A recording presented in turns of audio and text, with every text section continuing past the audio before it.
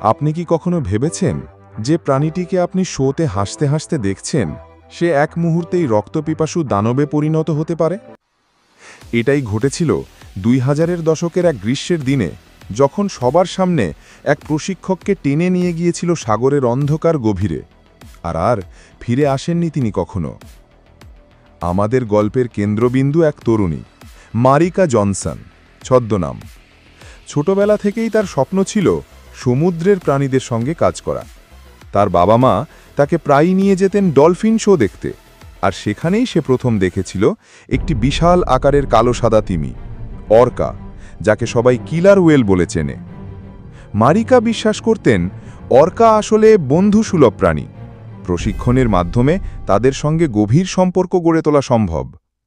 এভাবেই কলেজ শেষ করে তিনি একটি বিখ্যাত মেরিন পার্কে চাকরি পান, যেখানে প্রতিদিন অর্কা শো পরিচালনা করাই ছিল তার কাজ। এই পার্কের সবচেয়ে বড় আকর্ষণ ছিল টিলিকাম নামের এক অর্কা। ওজন প্রায় 5400 কেজি, দৈর্ঘ্যে 22 ফুটেরও বেশি। দর্শকদের কাছে সে ছিল এক সুপারস্টার। লাফিয়ে ওঠা, পানির ছিটা ছড়ানো আর প্রশিক্ষকের সঙ্গে কসরত করা ছিল তার দৈনন্দিন শো। কিন্তু পর্দার আড়ালে টিলিকামের এক দারদর ইতিহাস ছিল। তার আগে 2 জন মানুষের মৃত্যু ঘটেছিল তার সঙ্গে জড়িত থেকে। তবুও পার্ক কর্তৃপক্ষ দর্শকের জন্য সেই সত্য গোপন রেখেছিল। 2025 সালের 9 আগস্টের এক উজ্জ্বল দুপুর। হাজার হাজার দর্শক পার্কের শো স্টেডিয়ামে বসে আছে।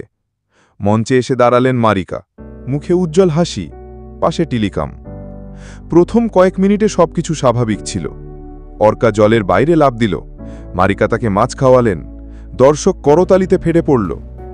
কিন্তু তারপর হঠাৎ মারিকা যখন পানির ধারে বসে টিলিকামের সঙ্গে হ্যান্ডশেক ট্রিক দেখাচ্ছিলেন, তখন বিশাল অর্কা এক ঝটকায় তার হাত চেপে ধরল দাঁতের ফাঁকে।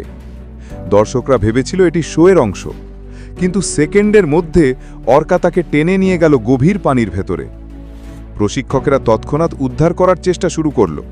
কেউ পানিতে ঝাঁপ দিল, কেউ দড়ি ছুড়ল, কিন্তু টিলিকাম তখন যেন সম্পূর্ণ বদলে গেছে। তার চোখে ছিল এক ভয়ঙ্কর হিংস্রতা। সে বারবার মারিকাকে পানির নিচে ডুবিয়ে রাখল, আবার উপরে তুলে নিয়ে গিয়ে ঝাঁকিয়ে দিল। প্রায় 20 মিনিট ধরে চলল এই আতঙ্ক। পানির ওপর শুধু ছিটা, চিৎকার আর রক্তের লাল দাগ দেখা যাচ্ছিল। দর্শকরা তখন ভয়ে জমে গেছে, কারো মুখে কোনো শব্দ নেই। শেষ পর্যন্ত যখন টিলিকাম ক্লান্ত হয়ে ধীরে ধীরে পুলের এক পাশে এলো, তখন উদ্ধারকর্মীরা তাকে আলাদা করল। কিন্তু তখন আর কিছু করার ছিল না।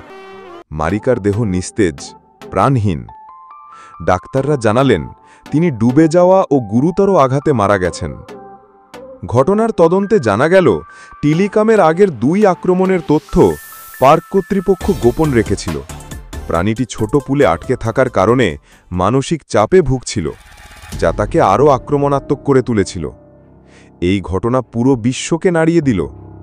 মানুষ প্রশ্ন তুলল, প্রশিক্ষণ ও বিনোদনের নামে এমন বন্য প্রাণীকে বন্দী রাখা কি নৈতিক? এরপর বহু দেশে অর্কা শো নিষিদ্ধ করা হয়। আজও টিলিকামের গল্প আমাদের মনে করিয়ে দেয়, প্রকৃতির দানবদের আমরা যতই বশ করার চেষ্টা করি, তারা শেষ পর্যন্ত তাদের আসল রূপই প্রকাশ করে। সমুদ্রের রাজাকে খাঁচায় বন্দি করে হাসি ফোটানোর চেষ্টা একদিন মৃত্যু ডেকে আনতে পারে। সমুদ্রের প্রাণীদের জায়গা সমুদ্রে, মানুষের মঞ্চে নয়। আমাদের ভিডিওটি ভালো লাগলে ভিডিওটি একটি লাইক করুন ও চ্যানেলটি সাবস্ক্রাইব করতে ভুলবেন না। আসসালামু আলাইকুম।